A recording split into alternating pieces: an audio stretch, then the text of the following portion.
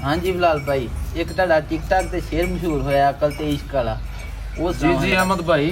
अकल आख दी रखनी नजर नीवी,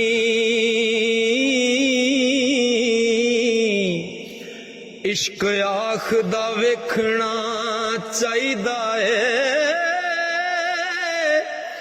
अकल रोक दिए इश्क आखदा है, मत्था यार नू टेकना चाहिदा है। अकल आखदी चुगे नू सांभ के रख, अपना आप समेटना चाहिदा है। इश्क आखदा चुगे दा की करना, इनू बाल के सेकना चाहिदा है। वाह जी वाह, वाह जी वाह जी।